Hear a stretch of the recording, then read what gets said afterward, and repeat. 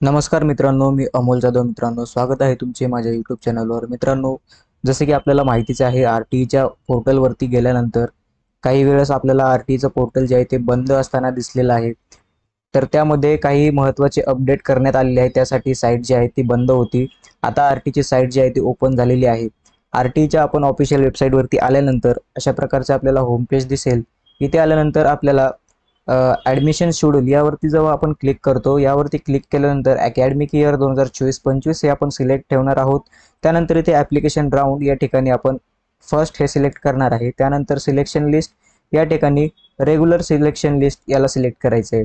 तर हे सिलेक्ट केल्यानंतर आपल्याला काय समजणार आहे, तर मित्रांनो इथे आपल्याला समजणार आहे की शाळांचे जे रजिस्ट्रेशन आहे ते 4/3/2024 पासून ते 12/4/2024 पर्यंत शाळांचे रजिस्ट्रेशन पूर्ण होण्याचा कालावधी हा दिला होता. आपल्याला माहितीच आहे, ते 8 ते 9 वेळा इथे आपल्याला तारखा ज्या आहेत त्या बदलून देण्यात आलेल्या आहेत. आता फायनली 12 तारखेनंतर अ, आता आज 13 तारीख आहे. 14-15 तारखेपर्यंत आर टी ईचे ऑनलाईन ॲप्लिकेशन जे आहे ते नोंदणी करण्याकरिता विद्यार्थ्यांची नोंदणी करण्याकरिता ऑनलाईन ॲप्लिकेशन जे आहे ते सुरू होण्याचे आता या आठवड्यामध्ये खूप मोठे चान्सेस आहेत. तर जेव्हा सुरू होतील तर इथे आपल्याला रजिस्ट्रेशनचा एक टॅब दिसणार आहे. पण त्यापूर्वी या व्हिडिओमध्ये काही महत्त्वाची एक अपडेट तुमच्यासाठी घेऊन आलेलो आहे. ती अपडेट अशी आहे की तुम्ही आता इथे चेक करू शकणार आहे की तुमच्या परिसरातील जवळपास ज्या शाळा आहेत, तर कोणकोणत्या शाळा ज्या आहेत त्या आर टी ईसाठी इथे आहेत आणि तुमच्या घरापासून कोणती शाळा तुम्हाला अ, तुमच्या डिस्टन्सनुसार किंवा तुमच्या इच्छेनुसार आहे हे तुम्हाला इथे बघता येणार आहे. त्यासाठी इथे आपल्याला अ, या या टॅबवरती यायचं आहे. स्कूल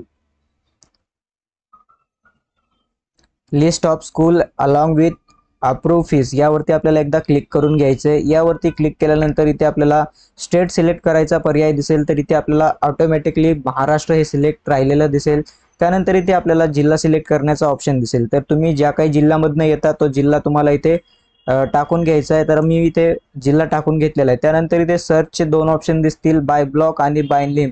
तर आपल्याला इथे बाय ब्लॉकवरती सिलेक्ट करायचं आहे. त्यानंतर इथे ब्लॉक किंवा तालुका आपल्याला निवडायला सांगेल. तर तुमच्या एरियामध्ये किंवा तुम्ही जिथे राहता तिथील एरिया तुम्हाला इथे तालुका किंवा एरिया जो आहे तो सिलेक्ट करायचा आहे. सिलेक्ट केल्यानंतर इथे आपल्याला ऑल आणि आर टी कोटामध्ये आपल्याला ऑल आणि आर टी हे 2 ऑप्शन दिसतील. आपल्याला आर टी वरती सिलेक्ट करायचं आहे. अकॅडमिक इयर या ठिकाणी 2024-25 हे सिलेक्ट राहू द्यायचं आहे. त्यानंतर खाली इथे एक सर्चचा ऑप्शन दिसेल. या सर्चच्या ऑप्शनवरती आपल्याला क्लिक करायचं आहे.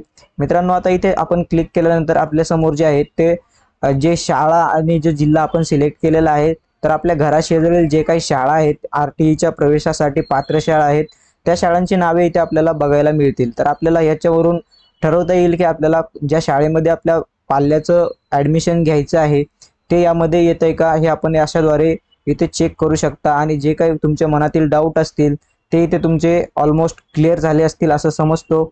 भेटूया एखाद्या पुढील नवीन व्हिडिओमध्ये. तोपर्यंत जय हिंद, जय महाराष्ट्र.